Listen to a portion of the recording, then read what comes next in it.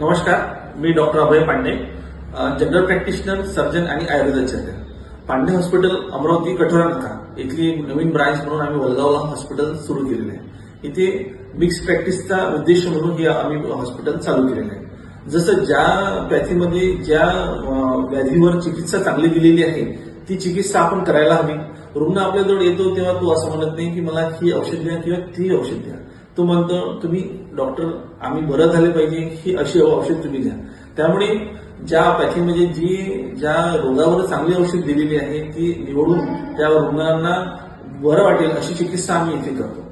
जसं की जे काही अॅक्यूट आजार आहे, जसं ताप आहे, डेंग्यूचा ताप आहे, मलेरियाचा ताप आहे, स्क्रब टायफस आहे, त्यानंतर जे काही अॅक्यूट आजार आहे त्यावर आम्ही ॲलोपॅथी उपचार करतो. तसं जे काही आयुर्वेदिक जे काही डिसीज आहे, जसे कंबरदुखी आहे, गुडघेदुखी आहे, मानदुखी आहे, वाताचे जे काही आजार आहे, वातामुळे जसं जे रुग्ण ओल्ड एज आहे, जे म्हातारे लोक आहेत त्यांना वाताचा त्रास असतो, वातामुळे त्यांना चालता येत नाही, त्यांना वागता येत नाही, गुडघ्याचे त्रास आहे, अशा रुग्णांसाठी आम्ही पंचकर्म चिकित्सा, बस्ती चिकित्सा, विद्यकर्म, अग्निकर्म सुरू केलं. विद्यकर्म म्हणजे आम्ही फाईन सुईनं त्यांना जिथे जिथे त्रास आहे तिथे टोचतो. विद्यकर्म म्हणजे आम्ही ही सोन्याच्या शलाकेने, ही सुवर्ण शलक आहे, सुवर्णाची कांडी आहे, त्याने आम्ही रुग्णाला दहन करतो. याचं असं महत्व आहे सुवर्ण शलाकेचं की त्यामध्ये दहन केल्यानंतर रुग्णाला स्किन जळत नाही, स्किनला फोपा येत नाही आणि डाग पडत नाही. त्यामुळे ह्या शलाकेचं महत्व आहे.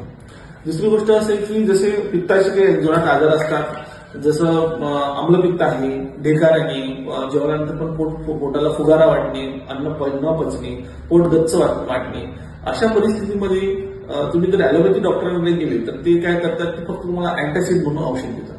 अँटासिड औषधाने तुम्हाला तो आजार तुमच्या मुळापासून जात नाही, तेवढापर्यंत तुम्हाला बरं वाटते. जोपर्यंत औषधं घेतात तोपर्यंत तुम्हाला ते बरं वाटते. पण आयुर्वेदामध्ये त्यावर एकदम सटीक असा उपाय दिलेला आहे. त्यामध्ये दीपनपाचन द्रव्य, विरेचन ही पंचकर्म आणि रक्तमुक्षण अशा सर्व चिकित्सा करून तुम्ही तो आजार पूर्णपणे बरा करू शकता. त्यानंतर मुळव्याध आहे, भगंदर आहे, फेशर आहे, यामध्ये सुद्धा आम्ही विना ऑपरेशन फक्त औषधाने पेशंट बरा करतो. त्यामध्ये रुग्णांना ऑपरेशन करण्याची काही गरज भासत नाही. जसं की भगंदर हा रोग जो आहे त्यामध्ये ॲलोपॅथीमध्ये तुम्हाला ऑपरेशन सांगतात. ऑपरेशन पण सांगितल्यानंतर ते ऑपरेशन कधी कधी फेल जातं.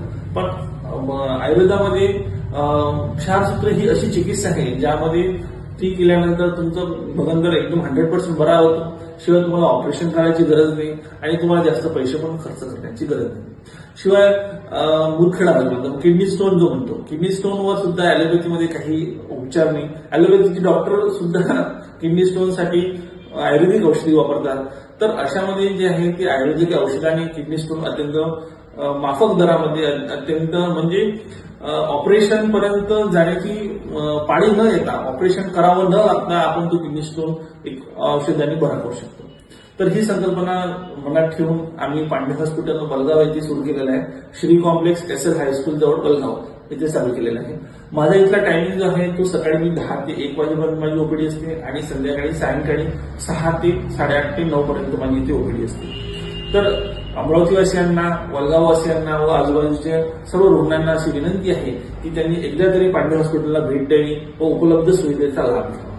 इथे आमच्याकडे वाफारा, त्यानंतर स्नेहस्वेदन, ईसीजीची पण सुविधा आम्ही इथे ठेवलेली आहे. ईसीजीची बीपीच्या पेशंटसाठी, शुगरच्या पेशंटसाठी सर्व सुविधा आमच्याकडे अवेलेबल आहे. वलगावमध्ये ईसीजी हे कोणाकडे पण नाही. त्यामुळे वलगाववासियांनी ईसीजीसाठी तरी कमीत कमी हॉस्पिटलला भेट द्यावी, स्वतःच्या हृदयाची तपासणी करून घ्यावी, ईसीजी काढून घ्यावा, यासाठी सुद्धा हॉस्पिटलला भेट द्यावी. तर सर्व वलगाववासींना विनंती आहे की एकदा तरी भेट द्यावी. धन्यवाद.